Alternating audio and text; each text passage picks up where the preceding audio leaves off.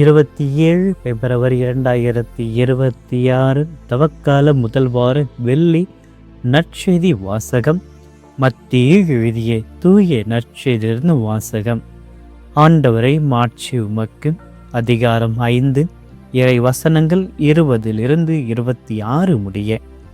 அக்காலத்தில் இயேசு தம் சீடரை நோக்கி கூறியது: மறைநூல் அறிஞர் பரிசேயர் ஆகியோர் நெறியை விட உங்கள் நெறி சிறந்திருக்கட்டும், இல்லையெனில் நீங்கள் விண்ணரசுக்குள் புக முடியாது என உங்களுக்கு சொல்கிறேன். கொலை செய்யாதே, கொலை செய்கிற எவரும் தண்டனை தீர்ப்புக்கு ஆளாவர் என்று முற்காலத்தவருக்கு கூறப்பட்டிருப்பதை கேள்விப்பட்டிருக்கிறீர்கள். ஆனால் உங்களுக்கு சொல்கிறேன், தம் சகோதரன் சினம் கொள்கிறவன் தண்டனை தீர்ப்புக்கு ஆளாவார். தம் சகோதரியை முட்டாளே என்பவர் தலைமை சங்க தீர்ப்புக்கு ஆளாவார். அறிவிலேயே என்பவர் எரி நரக்கத்திற்கு ஆளாவார். ஆகையால் நீங்கள் உங்கள் காணிக்கையை பலிப்பீடத்தில் செலுத்த வரும்பொழுது உங்கள் சகோதரிகள் எவருக்கும் உங்கள் மேல் ஏதோ மனத்தாங்கள் உண்டென அங்கே நினைவுற்றால், அங்கேயே பலிப்பீடத்தின் முன் உங்கள் காணிக்கையை வைத்துவிட்டு போய் முதலில் அவரிடம் நல்லுறவு ஏற்படுத்தி கொள்ளுங்கள். பின்பு வந்து உங்கள் காணிக்கையை செலுத்துங்கள். உங்கள் எதிரி உங்களை நீதிமன்றத்திற்கு கூட்டி செல்லும் பொழுது வழியிலேயே அவருடன் விரைவாக உடன்பாடு செய்து கொள்ளுங்கள். இல்லையில் உங்கள் எதிரி நடுவரிடம் உங்களை ஒப்படைப்பார். நடுவர் காவலரிடம் ஒப்படைக்க நீங்கள் சிறையில் அடைக்கப்படுவீர்கள். கடைசி காசு வரும் வரை திருப்பி செலுத்தாமல் அங்கிருந்து வெளியேற மாட்டீர்கள் என உறுதியாக உங்களுக்கு சொல்கிறேன். ஆண்டவரின் அருள்வாக்கு. கிறிஸ்துவே உமக்கு புகழ். இயேசுவில் பிரியமான சகோதர சகோதரிகளே, தவக்காலத்துடைய வெள்ளிக்கிழமைகளில் ஆண்டவர் இயேசுடைய திருப்பாடுகளுக்கு முன்பாக நம்முடைய குடும்பங்களையும் நம்முடைய ஒவ்வொரு பலவீனத்தையும் பாவங்களையும் நம்முடைய விண்ணப்பங்களையும் சமர்ப்பித்து இறையாசிரை பெற்று திருச்சிலுவை பாதையில் பயணத்தில் பங்கேற்று இறைவனுடைய அன்பை இன்றைய நாளில் நாம் நிறைவாக பெற்றிட இறைவனிடத்தில் ஜெபிப்போம். பிரியமான, இன்று வியாழனையின் தூய கப்ரியலுடைய நினைவு நாளை கொண்டாடுகிறோம். இவருடைய இயற்பெயரான பிரான்சிஸ் பொசன்ட்ரி சிறு வயதிலிருந்து அன்னை மரியாவிடம் ஆழ்ந்த பக்தி கொண்டிருந்தவர். ஒரு நாள் ஜெபத்தில் இருந்த பொழுது அன்னை மரியா அவருக்கு தோன்றி உலக ஆசைகளை துறந்து இறைவனின் வழியில் நடக்க அழைத்தார். திருமணம் நிச்சயிக்கப்பட்டிருந்த போதிலும் அவர் துறவற வாழ்வை தேர்ந்தெடுத்து திருப்பாடுகளின் சபை பேஷனிஸ்ட் காங்கிரிகேஷனை சேர்கிறார். அன்னை மரியாவை மிகுந்த அன்புடன் போற்றிய இவர் 24ஆம் வயதில் காச நோயால் இறக்கிறார். அவரது புனிதமான வாழ்க்கைக்காக இவருக்கு புனிதர் பட்டம் வழங்கியது.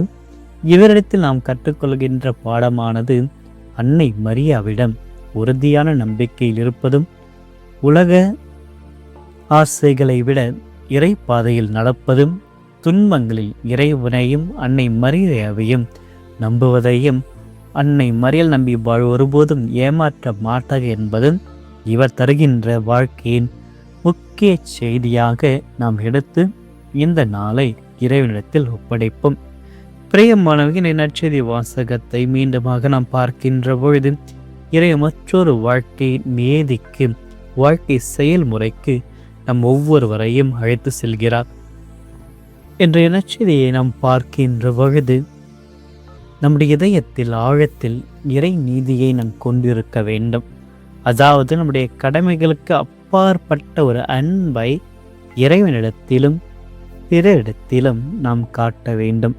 நம்முடைய நீதியானது மறைநூல் அறிஞர்கள் பரிசேயர்களோட மேலங்கு இருக்க வேண்டும் என்பதே இறைவனுடைய ஆவலாக இன்றைய நற்செய்தி வாசகத்தில் பார்க்க. இயேசு வெறும் சட்டங்களை மட்டும் பார்க்காமல் அச்சட்டங்களுக்கு பின்னால் உள்ள உள்ளத்தினுடைய எண்ணங்களை நாம் பார்க்க வேண்டும். பழைய காலத்திற்கான அந்த கட்டளைகளில் கொலை செய்யாதே என்று குறிப்பிடுவார்கள். ஆனால் ஆண்டவர் இயேசு அதை மட்டும் பார்க்காமல் அந்த கொலை செய்வதற்கான வேரை தேடி செல்கிறார். அது ஒரு சாதாரண செயல் அல்ல, இதயத்தில் தான் பிறக்கிறது. அதுக்கான முதல் படியாக கோபம் என்ற ஒரு விதையை நாம் பிடுங்கி எடுக்க வேண்டும். மற்றவர்கள் மீது நாம் வளர்க்கின்ற கசப்பான உணர்வுகள் தான் பாவத்தினுடைய தொடக்கமாக இருக்கிறதாகவே இந்த தொடக்கத்தின் வழியாகத்தான் நாம் பயன்படுத்துகின்ற வார்த்தைகளும் இருக்கிறதாக பேசுகின்ற வார்த்தைகள் நாம் சரியான வார்த்தைகளாக பேச வேண்டும். நற்செய்தி குறிப்பிடுகின்ற பொழுது மூடனை, முட்டாளை, அறிவிலி இப்படி என்று அழைக்கின்ற பொழுது அது பிறரை கொலை செய்வதற்கு சமம் என்று இறைவன் கூறுகிறார். ஏனெனில் அது மனித மாண்பை குறைக்கிறது. நாம் மற்றவர்களை இழிவாக பார்ப்பதை அது உணர்த்துகிறதாக நம்முடைய வழிபாடு சிறப்பானதாக இருக்க வேண்டும் என்றால் நாம் மற்றவர்களோடு நல்ல ஒரு உறவில் இருக்க வேண்டும்.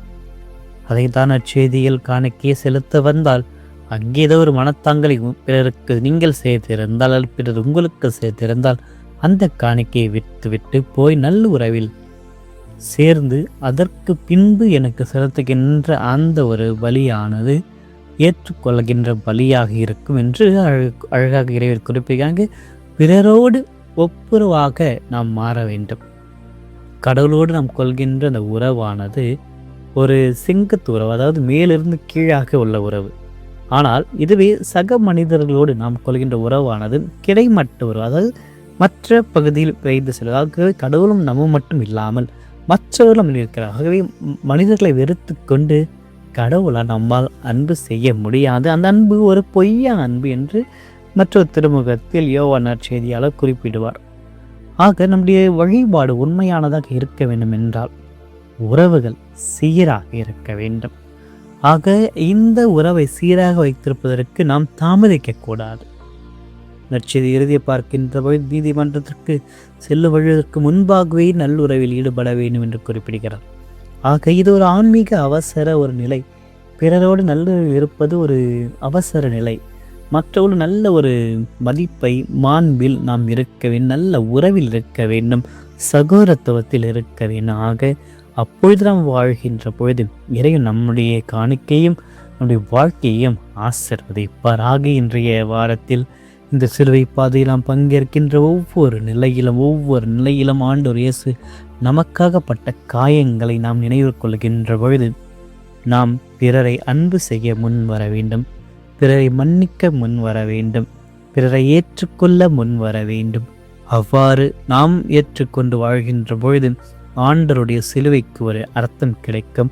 அவருக்கு சிலுவைக்கு பின்பாக உயிர்ப்பு கிடைக்கும். இல்லை என்றால் நாம் பிறருக்கு இழைக்கின்ற ஒவ்வொரு தீங்கும் இறைவனை இன்னும் அதிக அளவில் சிலுவையில் அறைய செய்யும். ஆகவே இன்று நம்முடைய சொல்லாலும் செயலாலும் பிறரை அரவணைக்க வேண்டும். யாரையாவது நம்முடைய சொல்லாலும் செயலும் புண்படுத்தி இருந்தால் அவரிடத்தில் நாம் மன்னிக்க வேண்டும்.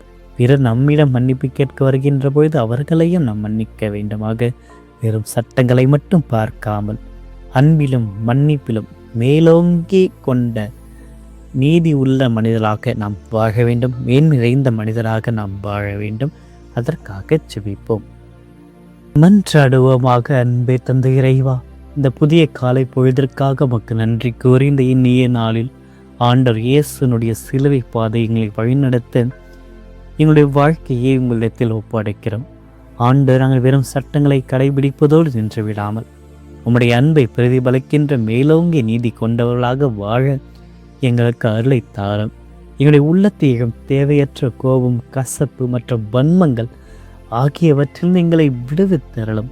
மற்றவர்களை காயப்படுத்துகின்ற சொற்களை நாங்கள் பேசாதபடி எங்கள் நாவிற்கு பாதுகாப்பை தந்திரலும் என்று நாங்கள் உமக்கு செலுத்துகின்ற வழிபாடும் செய்யும் பணிகளும் உமக்கு உகந்ததாய் இருக்க வேண்டுமெனில் நாங்கள் முதல் எங்கள் சகோதரர்களுடன் சமாதானமாக இருக்க வேண்டும் என்பதை நாங்கள் உணர்ந்து எங்கள் இதயத்தில் யாரிடமாவது பகைமை இருந்தால் அதை அகற்றிவிட்டு தாழ்ச்சியோடு முதலில் சென்று ஒப்புரவாக மனப்பக்குவத்தை எங்களுக்கு தாரும். எதிர்ப்பாளர்களையும் அன்பு செய்யவும் துன்புறுத்துவர்களையும் வேண்ட எங்களுக்கு கற்றுத்தாரும். இன்றைய நாள் முழுவதும் உம்முடைய அமைதியின் கருவியாக எங்களை மாற்றியறலும். எங்கள் சொல்லும் செயலும் உம்முடைய திருப்பெயருக்கு மகிமை சேர்க்கட்டும். ஆண்டவரை இந்த தவக்கால வெள்ளிக்கிழமைகளுடைய சிலுவையின் அடியில் ஏற்றிருக்கின்ற எங்களுக்கு நீர் போய் உங்களுடைய சகோதரனோடு ஒப்புரவாக என்று கற்பித்த அந்த ஒரு சிலுவையின் ஒரு செயலை நாங்கள் இன்று செய்திட எங்களுக்கு துணையாக வாரும். எங்களுடைய பாவங்களால் உம்மோடு துண்டிக்கப்பட்ட உறவை உம்முடைய திருக்காயங்கள் வழியாக எங்களுக்கு மீண்டும் இணைக்க எங்களுக்கு அருளை தாரும். ஆண்டவரை உம்முடைய சிலுவை பாதையை பார்க்கின்ற பொழுது என் உள்ளத்தில் கசப்புகள் மறைந்து போகின்றன. மற்றவர்களால் திருப்பிட்ட நேரங்கள், மூடனே என்று இகழ்ந்த தருணங்கள், என்னுடைய இதயத்தில் வளர்த்து கொண்ட அந்த வன்பங்கள் அனைத்தையும் உம்முடைய சிலுவையின் பாதத்தில் வைக்கிறேன். பலிப்பிடத்தில் காணிக்கை செலுத்துவதையுடன் சகோதரோடு சமாதானமாக இருப்பதை முக்கு கொந்த பலி என்று உணர செய்தருளும். சிலுவையின் உண்மையை துன்புறுத்தியதற்காக தந்தையே இவர்களை மன்னியும் என்று வேண்டியதைப் போல எங்களுக்கு மன்னிக்கின்ற இதயத்தை தாரும். தவக்காலத்தில் இதயம் கல் இதயத்திலிருந்து கனிவான இதயமாக மாறட்டும். உம்முடைய சிலுவை மரணம் எங்களுக்கு அமைதியை தந்தது போல எங்கள் வாழ்க்கையையும் மற்றவர்களுக்கு அமைதி தரும் கருவியைகளாக மாறும். ஆண்டவரே, உம்முடைய திருக்காயங்களை உற்று நோக்கி உமது சமாதானத்தை நிறைவேற்ற எங்கள் ஒவ்வொருவரையும் ஆசீர்வதித்தலும் திருக்காயங்கள் வழிகின்ற இரத்தத்தினால் எங்களுடைய பாவங்களை கழுவி எங்களை சுத்தப்படுத்தி வலிமையூட்டி உமது சிலுவை நிழலில் நாங்கள் நடக்க இந்த நாள் முழுவதும் பாதுகாப்பில் நாங்கள் இருத்திட எங்களை ஆசீர்வதித்து பலப்படுத்தி அருளும். இந்த மன்றாட்டுக்களை எல்லாம் எங்கள் ஆண்டவராகிய கிறிஸ்து வழியாக மன்றாடுகிறோம். ஆமென். எல்லாம் இறைவன் தந்தை, மகன், தூய ஆவியார் ஒவ்வொருவரையும் நிறைவாக ஆசீர்வதிப்பாராக. ஆமென்.